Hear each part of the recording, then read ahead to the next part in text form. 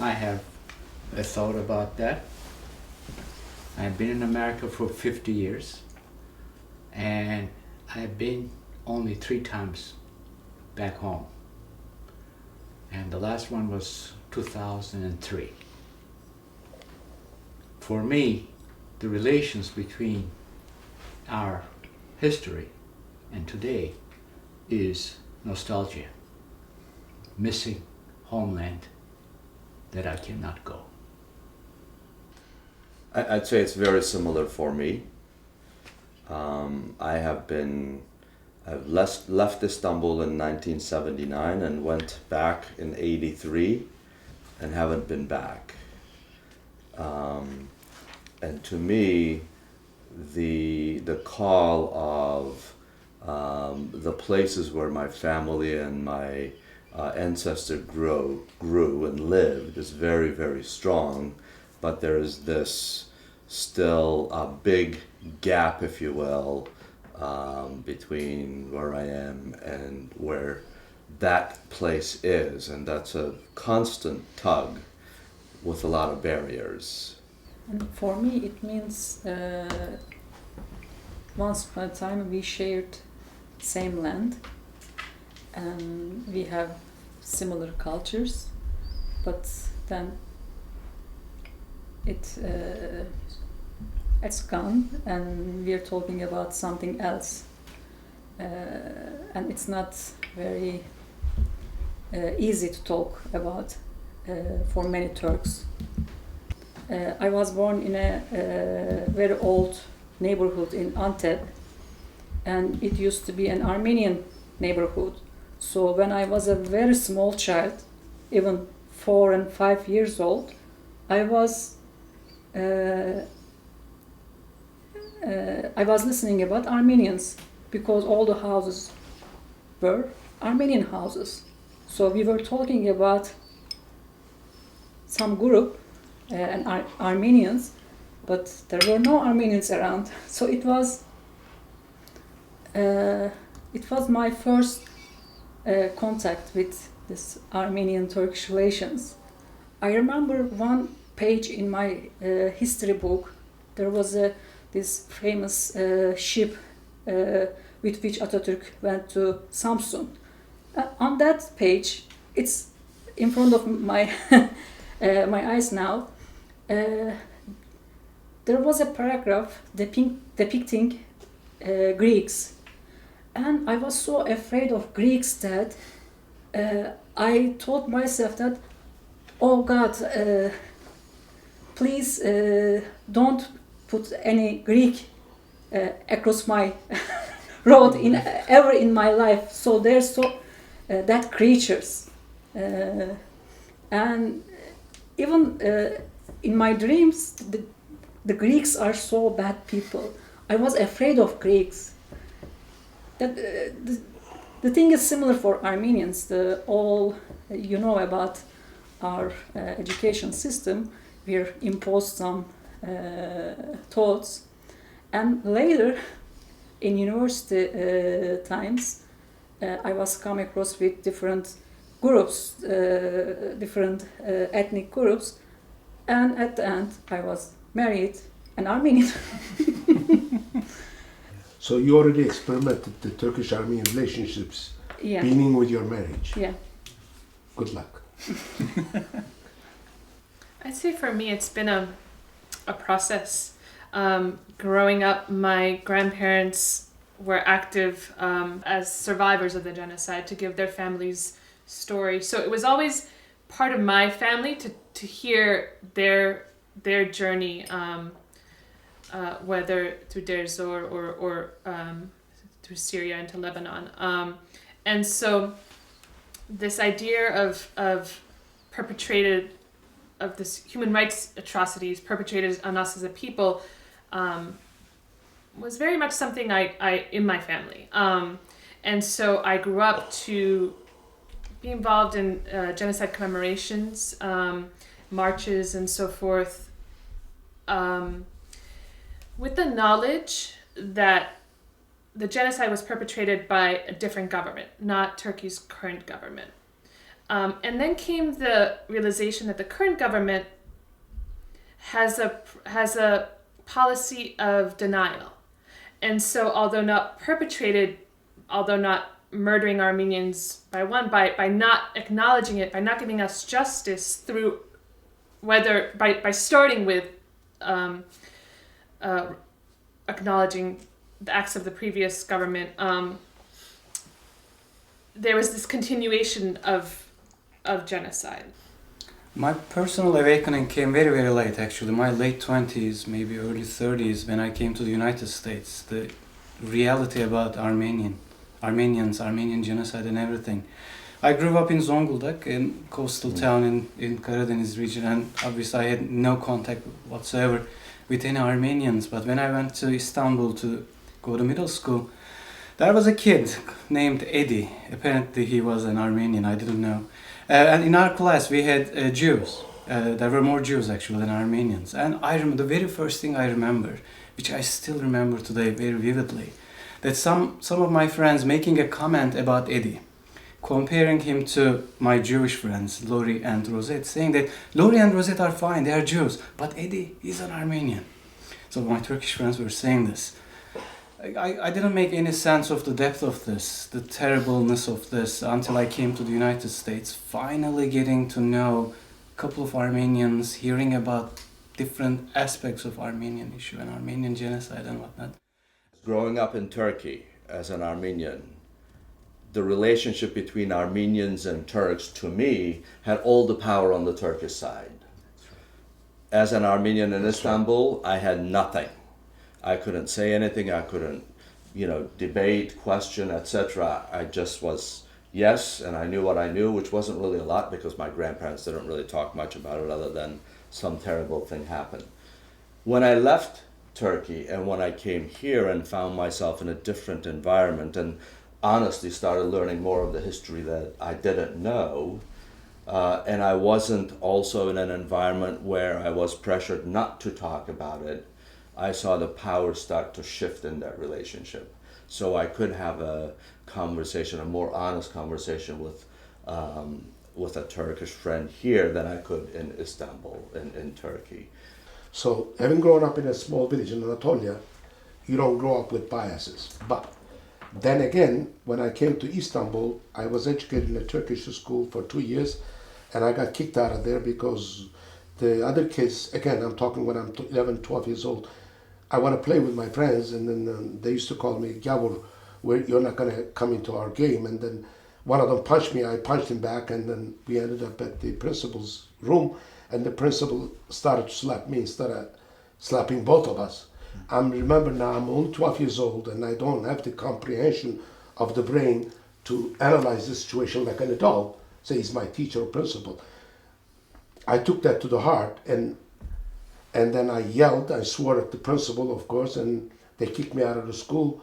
Ever since then, I said, as soon as I get a chance, I'm going to leave this country. I'm 12 years old.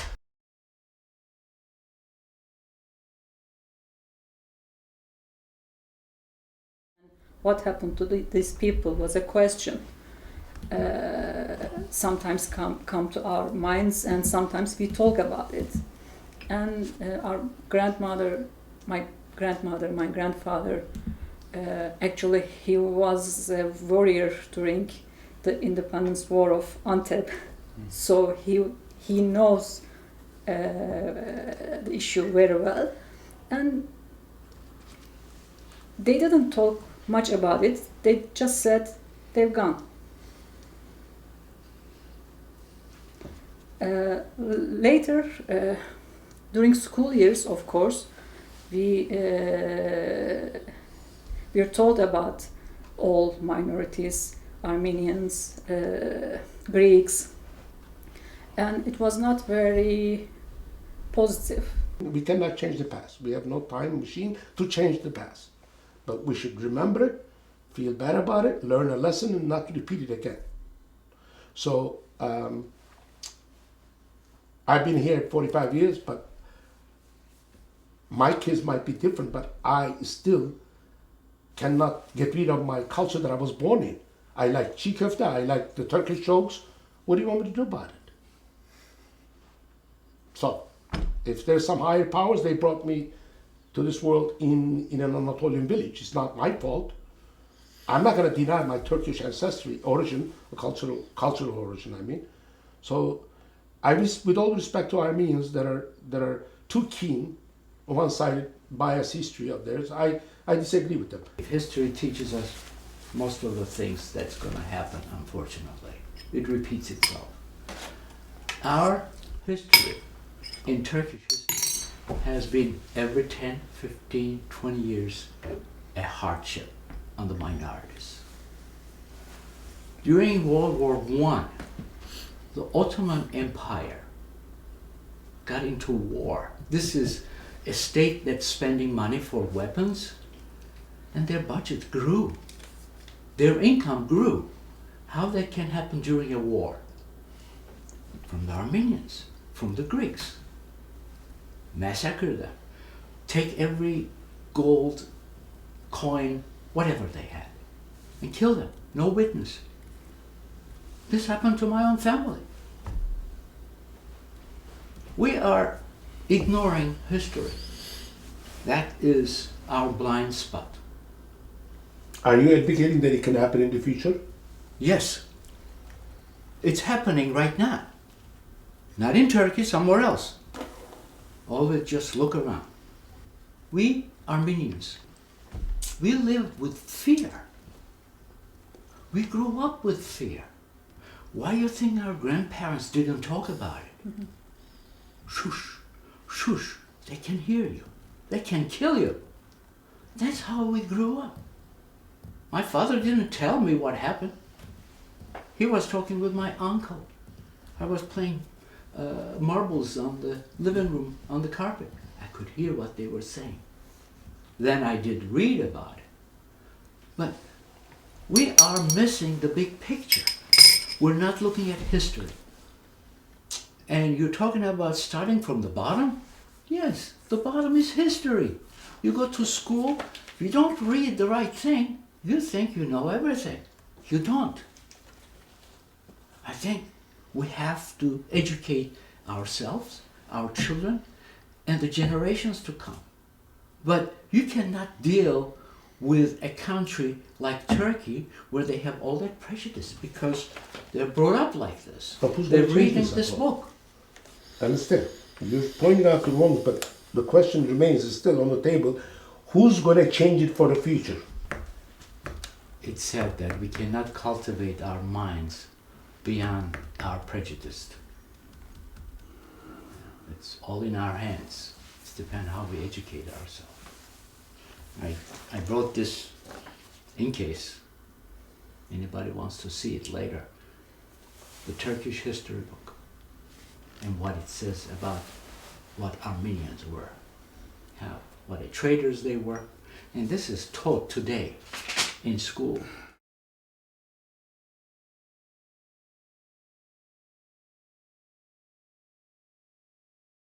We also know about land in Aintab and Kayseri. It was never somewhere that I wanted to go, but there's talk about repatriation, about taking back lands, and that was not something in my family or in my heart that I wanted.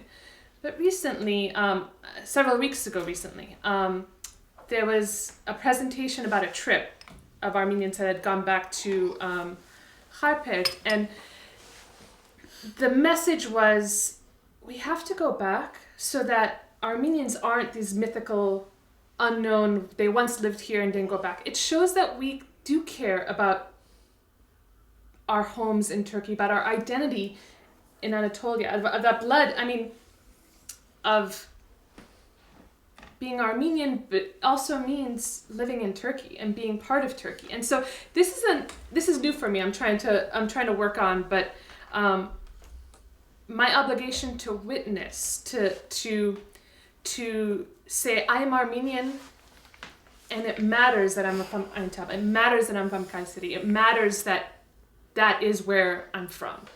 I say the only formula for the 100-year-old problem is very simple. Bury your dangerous weapons. That means pre-accusations, prejudgments, assumptions. For a little while, forget your religions, nationalities, race, and ethnic backgrounds. Forget your your and their histories, forget all the world parliaments and governments. Put them aside. Simply go, really go to each other's countries, homes, shops, mosques, churches, etc. Sit down and talk. Just talk, like the two lost children of the same mother, Anatolia. Don't hold back. No hold back. Talk, but also listen about anything and everything with open hearts. Talk about your common food, your music, your traditions, memories, stories. Talk about yourself, your family, your children, your parents, your great-grandparents, and all else. See, my friend, how fast you will come to a just resolution once and for all. It's called dialogue. In memory of my friend Kaan Ağartan. A couple of years ago, I organized a panel about, it was the 100th anniversary commemoration of the Armenian Genocide in Framingham, and there were more than 100 people attended to that panel. I first had so many Armenians together and had a chance to interact with them. But what I was puzzled with, and maybe we can discuss this together too, that the Armenians that wanted to ask questions to the panelists that we had were all so much into the Turkish politics. They knew everything about the Turkish government, what they were trying to do, and I was so puzzled.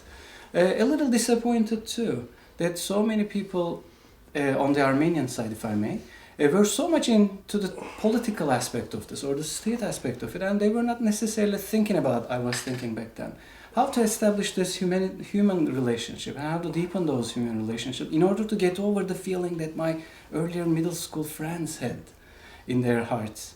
I was more interested in the second aspect than the first one, but I was hearing all these political comments coming to the panelists and to the panel in general and trying to change the politics in Turkey from outside. And I was, to be honest, a little disappointed at that time.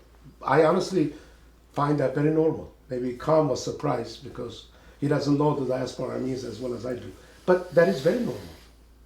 They're yearning, they still think that they have some sort of a relationship, touch with that ancestral land, even though it's in their thoughts. They're not physically in touch there, but they're yearning.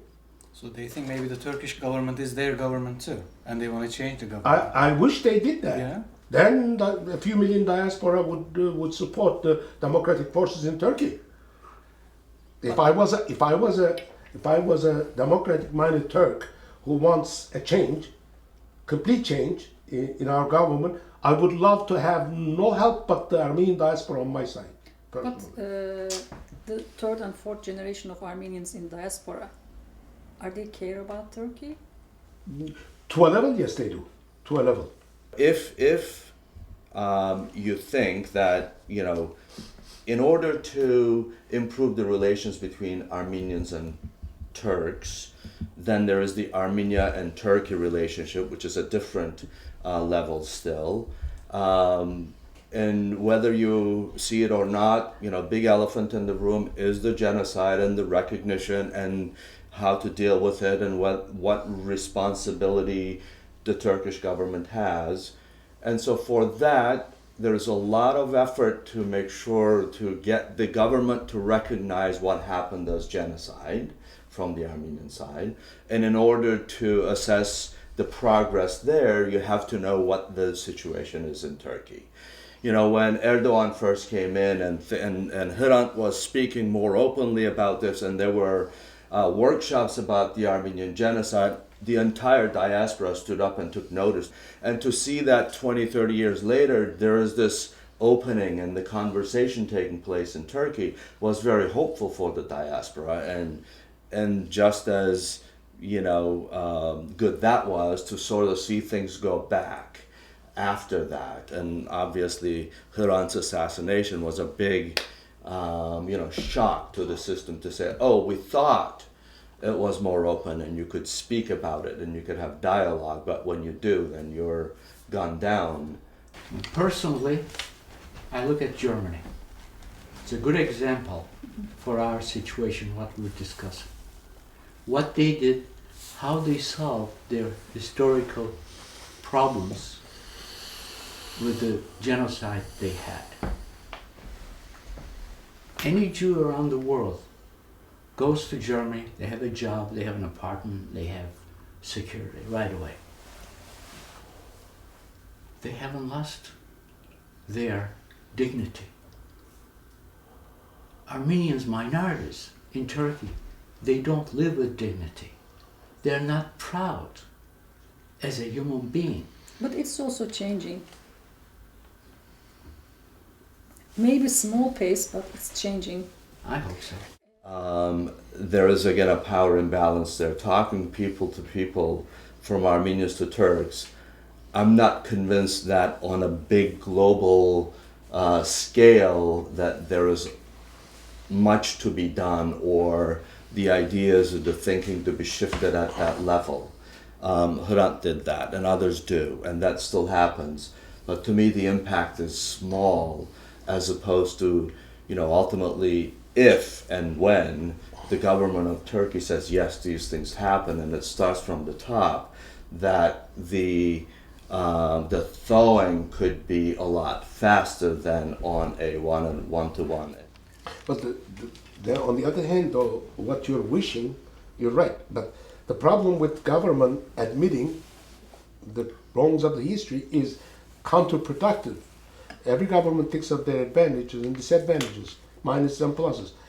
It is big blow to the establishment of Turkish Republic, number one, admitting what happened prior to 1923. Number two is it's like falsifying some of your heroes. Some of those heroes, the people that establish, along with Mustafa Kemal Atatürk, some of them İttihatçı leaders, they were in the Armenian massacres. Sure.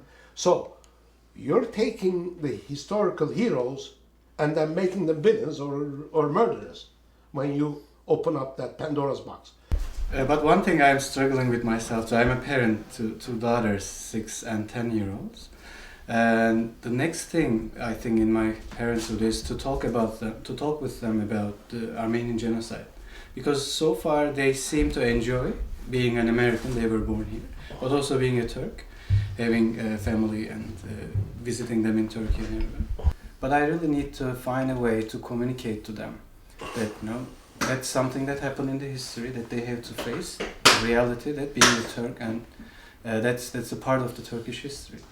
And coming to terms with it is very important. That's my next task, I guess, to deal with that thing as a way of communicating to them and helping them to deal with it. It's not an easy thing.